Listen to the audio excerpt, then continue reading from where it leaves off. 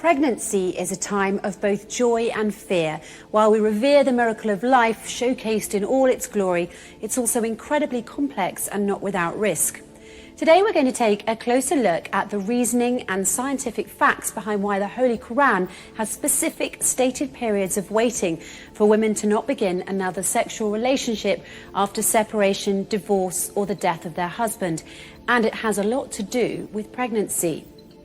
First, a few scientific facts about the female reproductive system, spotting and perimenopause.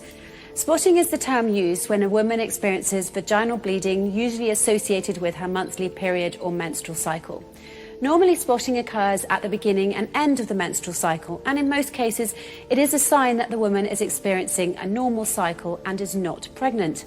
However, approximately 20 to 30% of the time, spotting is actually caused by pregnancy in the first trimester, usually between 4 to 8 weeks after a woman has become pregnant. This leads to a very common and very dangerous misconception that the woman is not pregnant when in fact she is indeed with child. Another scientific fact concerns women as they age and approach menopause. When this happens, a woman stops ovulating, after which becoming pregnant is no longer possible. However, there is a state called perimenopause where women can experience a lessening in frequency of their menstrual cycle but can still become pregnant. Women in perimenopause may think they cannot get pregnant, but they indeed can and sometimes do get pregnant, even though they believe that their menstrual cycle has stopped completely. Okay, now that we've taken a look at some scientific facts about a woman's menstrual cycle, spotting and perimenopause, let's take a closer look at what the Holy Quran states. Firstly, for women who have separated from their husbands or have recently divorced their husband, the Holy Quran states that divorced women should keep themselves in waiting for 3 menstrual periods. For women who approach menopause, the Holy Quran states that, and those of your women who despair of menstruation, if you have a doubt, their prescribed time is 3 months. The reason behind this is simple. Even though a woman might believe that she is not pregnant because she's had spotting or is perimenopausal, she indeed could be pregnant. So in order to make sure that she isn't pregnant and that the next man does not inherit the responsibility of raising a child that is not his own, and also so that there is no confusion in matters of paternity and lineage, the Holy Quran tells women to wait for 3 full months before starting a new relationship with another man. Now let's keep in mind that pregnancy tests have only been around since around 1930. Before that time, both women and doctors relied on a woman missing her menstrual cycle to determine if she was indeed pregnant.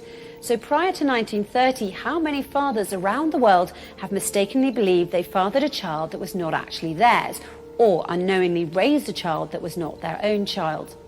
Even today, there is also a state called late recognition of pregnancy, or cryptic pregnancy, where women can experience negative urine, blood and ultrasound tests in the first few months of their pregnancy, all the while actually being pregnant.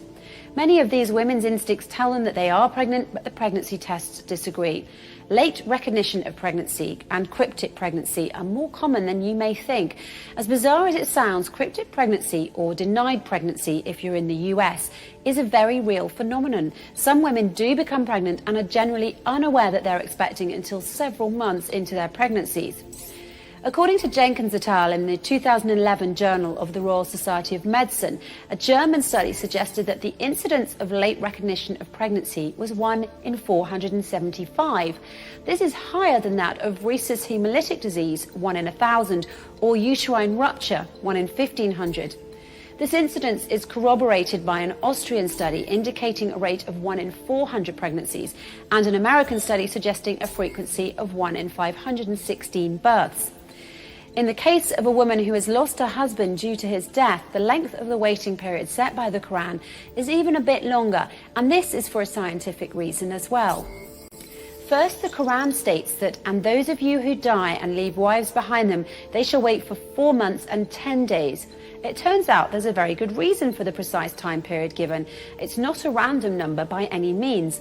Amazingly, even though the Holy Quran was written 1400 years ago, the time of 4 months and 10 days, almost 130 days, is exactly when all of the physiological transitions required for a successful pregnancy occur.